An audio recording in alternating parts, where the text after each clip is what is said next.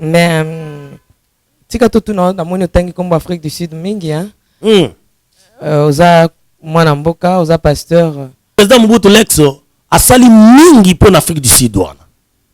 Et lelo tikanga na ebisa yo maman poto mami mbele bazo seka biso b'Afrique du Sud. Maintenant le banan peau noir ou africain en général. Entre nous maman, c'est que toi la musala makasi au sala. Tout tika ko ça doit miracle le kuta. Tout te na sangana bat babongo la motema. Ça fait mal. Bazo brûler moto vive, moto zo kufa. Ba chaye moto. C'est le temps de la fin. Bible loba natangwa suka bolingo kosila. Bato bakoyidana. Soki lelo mundela sa yanto ba mindele bangi poso moindo te bongo biso na biso. Na bisika ne chabongo basa nzamba kosana. C'est que toi tu es sans malam te. Ezeblo moi ce que un prophète a fait kawazonga pena konga yo c'est ça événement oazo salisa. So na lobe lote prophète a fait ka. Out Afrique du Sud na mdo lo banglais bien te. Out Afrique du Sud atiki kuna moto epela. Parce que des problèmes parce que la musuna bato batumbi kuna na Afrique du Sud ala musabango. Même Bible lobi avant que longola mutu mususu o que longola poti na misu ya baninga tala nanu oya yo na lobe lote ya koma ke na lobe za onka mutuna na tuni. Papa dire to solution ezali nini? Déjà mokonza mboka na biso à la saga appelle iboya ya vu pouvoir pour que tout vendre ensemble et tout tombe ensemble. Bango tinda moi polo, tinda moi chemise to senga gaye. Parce que yé albane aya nana concert au pia bango ta.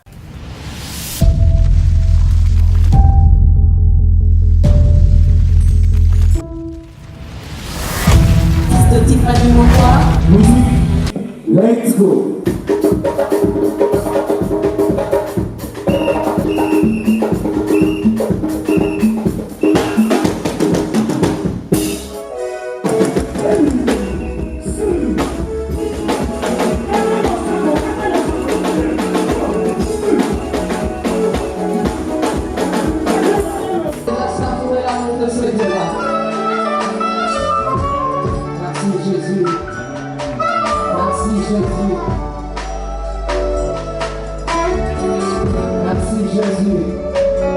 Mabe ya Nzambe ezawapi la princesse à côté de biso na bandako poete tobeta masolo ya table sainte.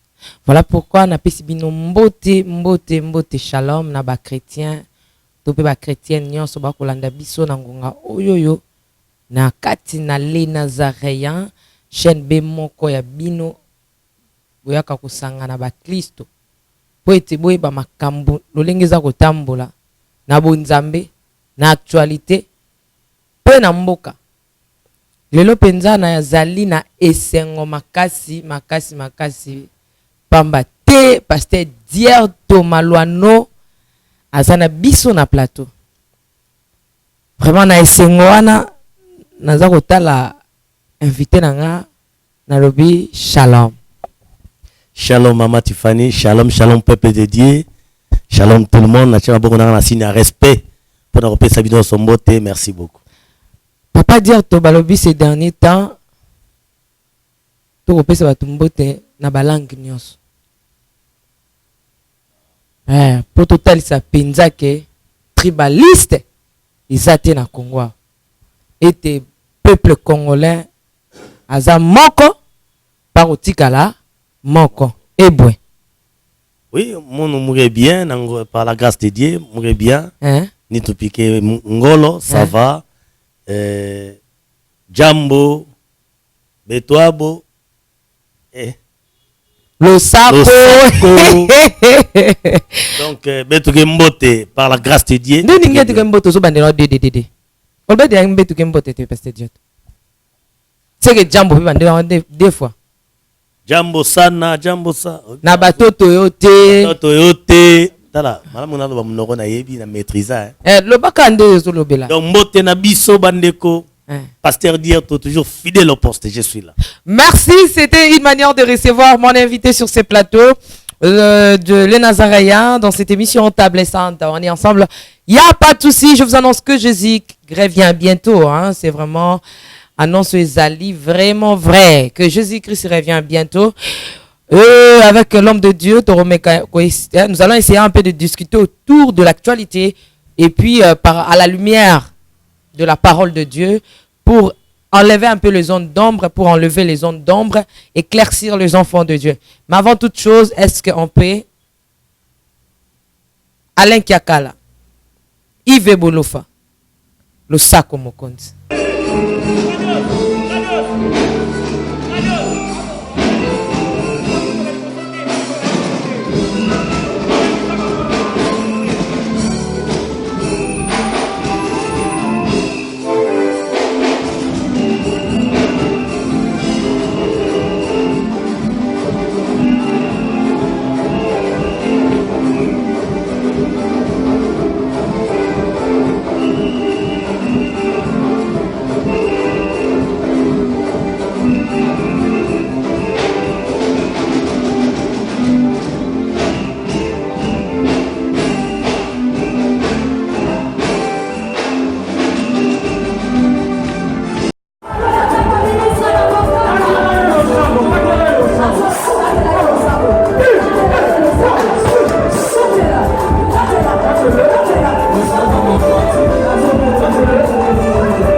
Mais tika tout na moni otangi comme Afrique du Sud mingi hein. Oza mwana mboka, oza pasteur et ça là que ndenge ni komona to pezo salo ndenge ni pezo continuer komona lo lenge ba Sud-Africain ba se comporter devant la RDC oyo lobezaki Zaïre et défendaka bango pe pa ya na nzela ya président Mobutu. Merci maman Tiffany. Le président Mobutu Lexo a sali mingi pour l'Afrique du Sud wana. Et lelo tikanga na ebisa yo maman poto mami mbele bazo seka biso b'Africain.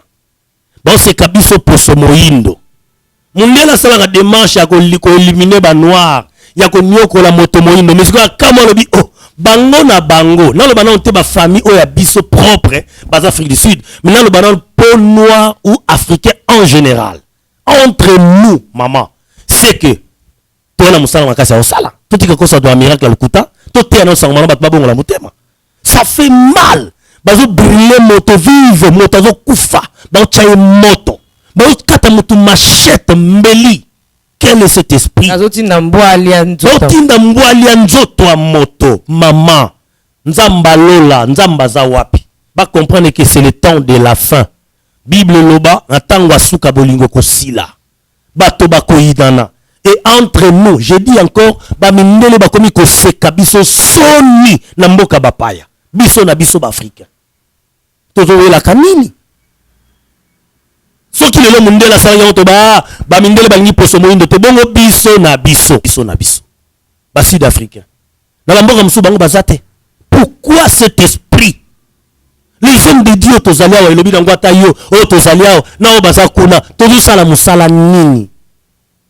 Na bisika ne chabongo basa nzamba ko sana. C'est que toi tu es sans madame te. Ezali blo moins que un prophète afa ukawazonga pena konga yo sesa be événement oazo salisa. So na lobby lote comme la princesse a lobby. Est-ce que pendant que ya oucha Afrique du Sud kuna prophète afa ukawa a oucha Afrique du Sud na imdo lo banglais bien te. A oucha Afrique du Sud atiki kuna moto epela. Étant homme de Dieu, compassion yaba âme nano eza kuna ezo souffrir. Est-ce que pasteur prophète afa ukawa zaki moi tik Afrique du Sud malgré tabarol ki asa bongse milulu ne kala.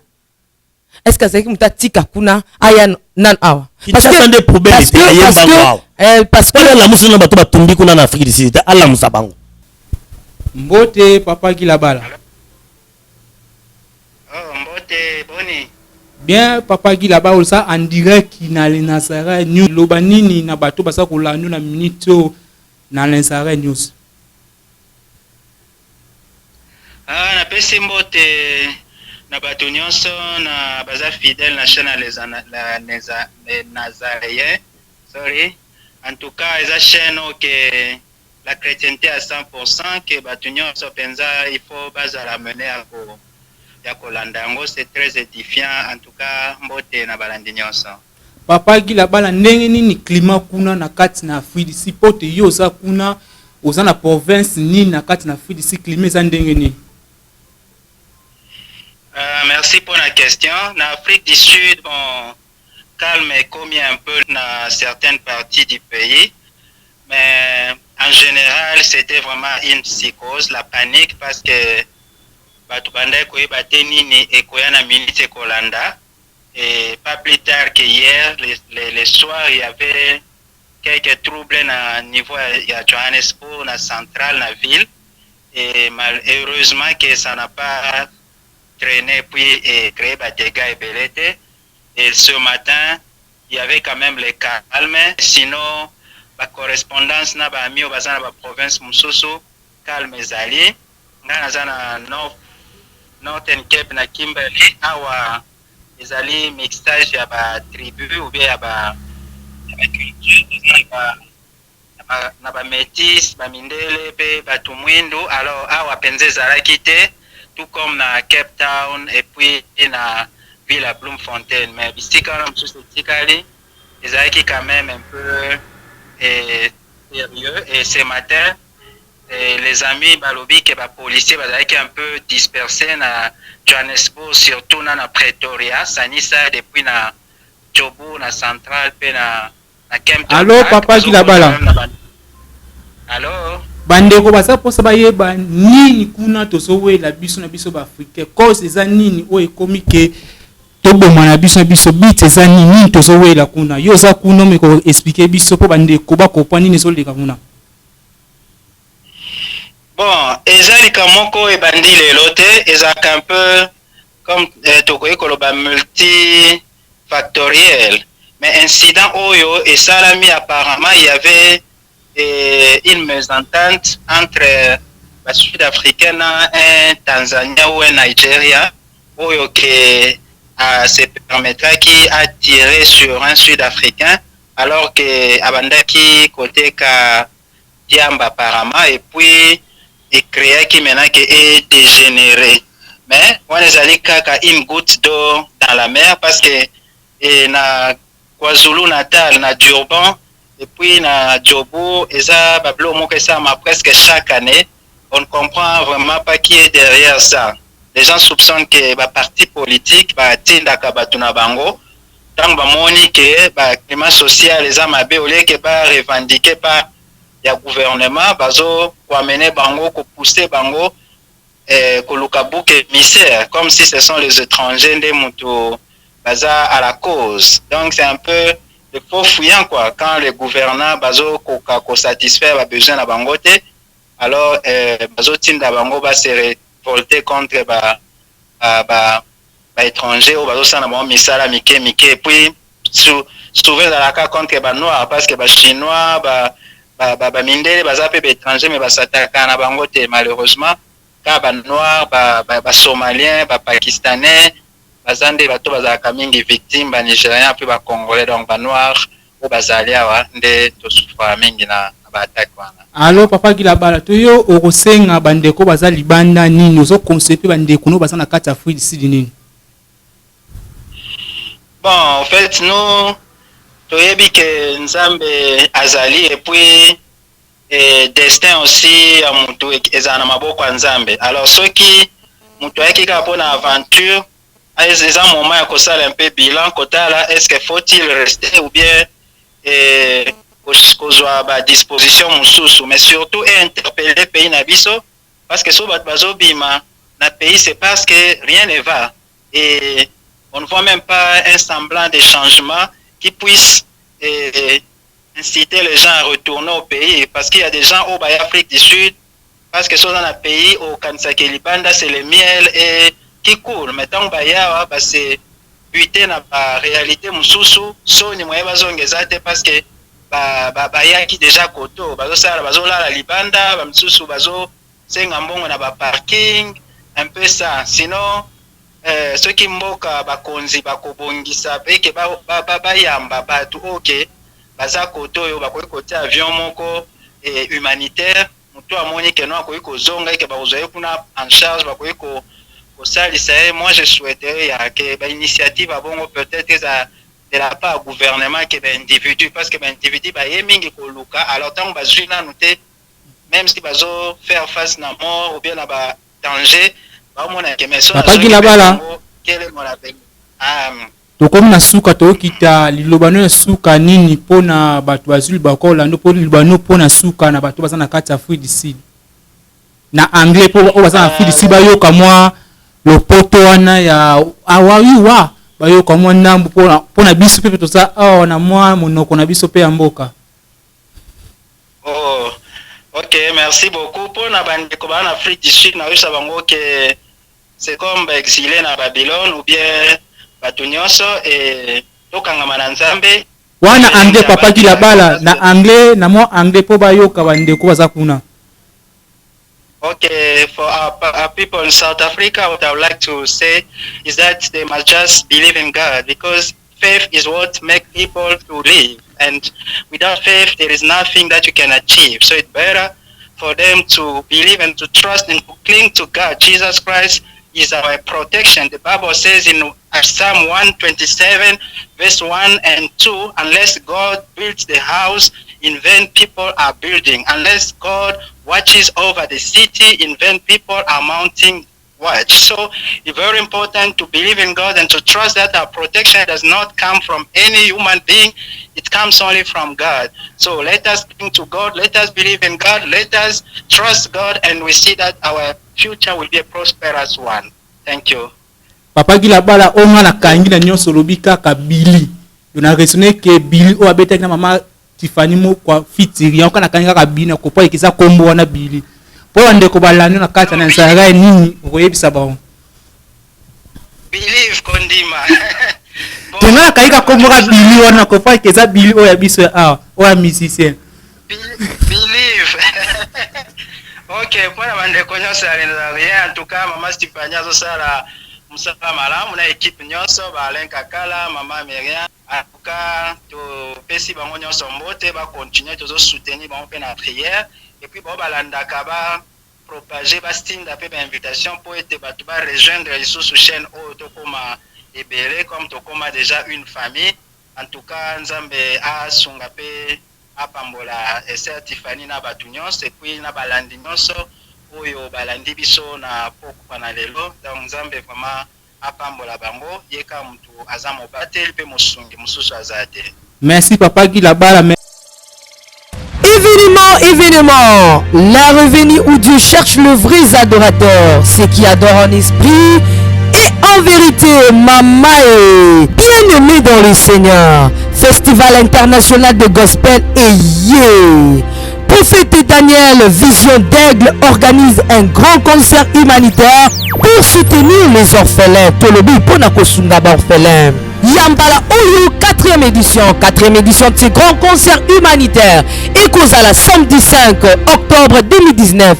Le samedi 5 octobre 2019 à partir de 15h juste. Et si l'inanoté Tozokoba Sekokoba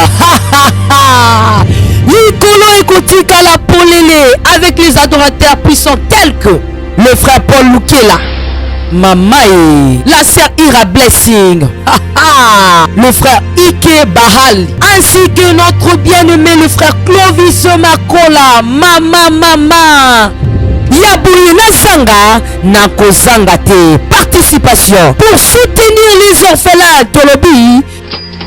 Droit d'entrée, une seule adresse en France, espace Paul Éluard, Ndebisika Togokutana. Pour tout contact, appelez au numéro Epakolami Ekosopana. Bienvenue à tous. Ondoko, namona yo, nachayo na mwamba, na minito na kata bena katikata saki ya fufu. Oui, allô Escoti, bonjour. Boni. Et l'autre côté, et puis qu'il y a mon bureau à travailler tes micros. Donc, dès que tu as un galère à niveau 0. Tout ça là, oui.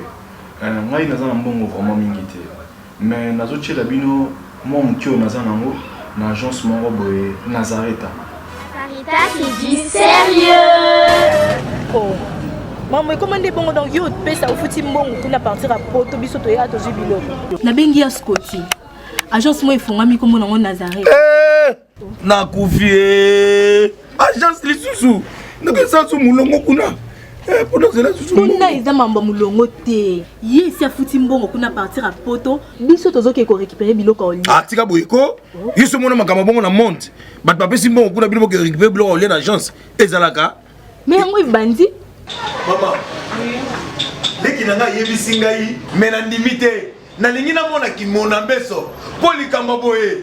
na monde na ne salamate mama yebisa kai ba pesi mbongo kuna biso to récupérer biloko kolia awa ya solo boutique Nazareta ezali boutique où ezali ya distribution ya ba produits alimentaires nasali poto sunga bandeko oyo même ba oyo baza na peu de ressources comme la boîte bandeko on baza niveau à Kinshasa même avec un petit rien.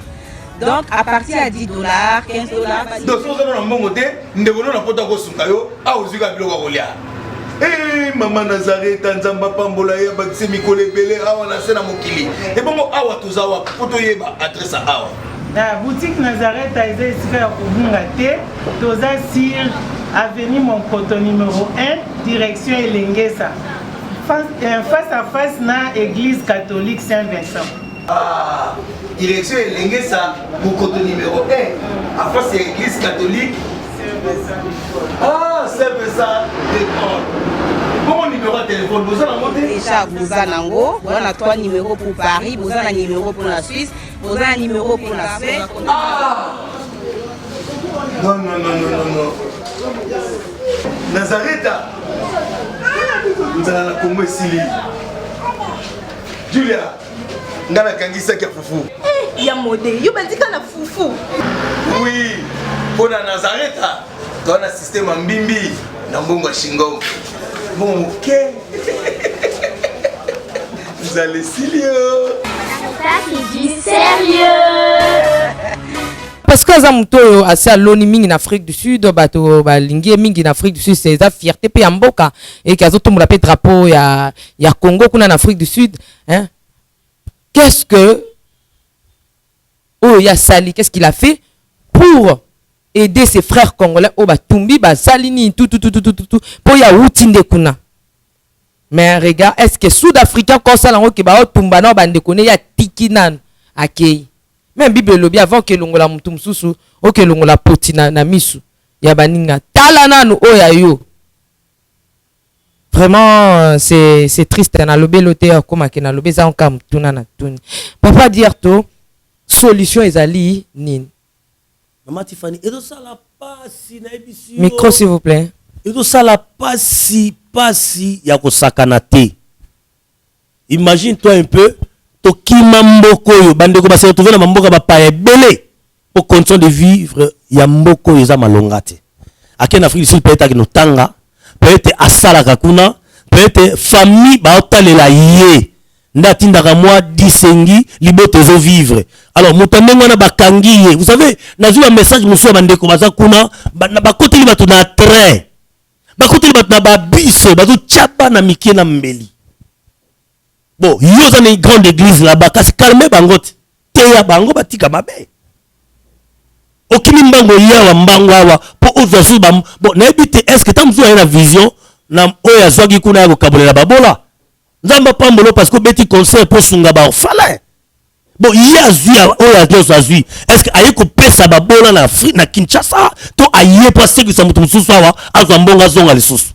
Voyez un peu. Non, ça fait mal. Nous sommes des Africains, tous les Congolais et tous les Congolais en France, les Nigériens, tous les sont batapos au moyen de toi bandeko. D'abord, en tant qu'humain, au moins na ndeko no moto, makila na yozo tangisa, ozo kata musuni nzo to moto, ozo bolingi e kakate, et loko sali ezate. Mais c'est pas sérieux, c'est pas normal. Mais pasteur dit aussi visa Afrique du Sud des gens misko ok notaire. Maman, ceux qui ont un visa le n'enquête. Nana mission au salon, n'abord pas katanga la Thompson. N'enquête. Mais quand la bine a tini mino vers les brebis perdues. Ah, ceux qui collent à Tindinga, c'est que abattre à prévoir sécurité nanga. C'est que une mission à Tindinga. Sécurité à l'ange de l'Éternel camp autour de ce qui craignent et des ceux qui collent à l'objet dans le mais ceux qui pasteur, ambassadeur Afrique sur la Bible, yo, Tolingio Mintala Monde de l'Europe, Sud Afrique, Kende. N'enquête. Quand on est aéroport, on katangai. Il faut la terre na tina soka. Vous voyez? Mais si on collabore direct, kende, c'est que nzamba lobi, kende, la redouta ta nelorote. Et pas nzamba na la pongolo la bébé, yenda zo batelanga. Mais kola le va pas travers mon tout. Ata kola après ce message bisanga, il faut kola après ce message bisanga à convaincre nga que ça yem ta lobi. Kaka Dieu m'a dit, quand rapide to la kena mon pépé na mouvement mais non to bani malam. Merci pasteur Dior Toto qui t'a na sujet oyo conseil ni opesa ba congolais oyo bazali kuna poto qui t'a na sujet. Merci maman Tiffany. Conseil opesa bango ezali mais pas si pour na rolobango. Déjà mon konzamboka na biso à la saga appelle Iboya, il y a du pouvoir pour que tout vendre ensemble et tout tonga ensemble. Motanga nyotala aza parent asala rakuna bana batanga rakuna tanga roya quelles sont des garanties o ba garantir yeso kaye biso bato to tigala poto lata moi chemise photo benga bango tinda moi polo tinda moi chemise to senga kaye parce que yé albane aya nana conseil opia bango ta conseil on peut besoin de ba konzambo kana fona pia bango conseil. Merci. Bien-aimés dans le Seigneur, les sons des cloches viennent de sonner pour éclairer le monde à l'intérêt des saluts des âmes. Hey, hey, hey. Les Nazaréens Productions vous présentent la princesse de l'éternel Tiffany Mokwa dans l'album Trône en featuring avec le pasteur Henri Papa Mouladia et le frère Billy Bilombage avec des chansons comme Kembo Alléluia Osana na Yahweh Oezo matanga na motema ezebele Yango na yebisiyo d'âge en âge et les quatre êtres vivants disaient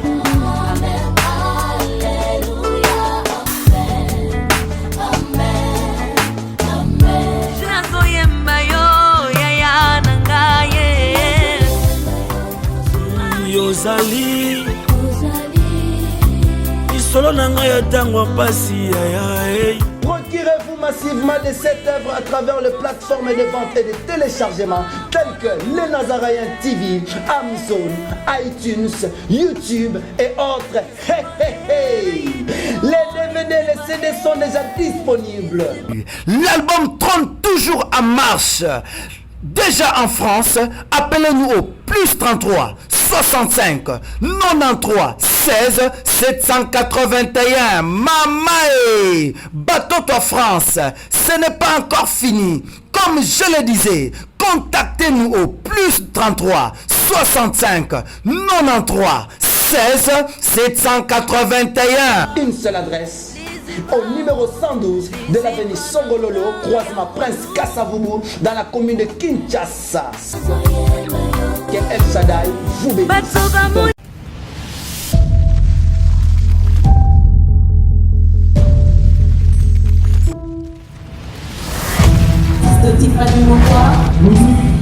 Let's go.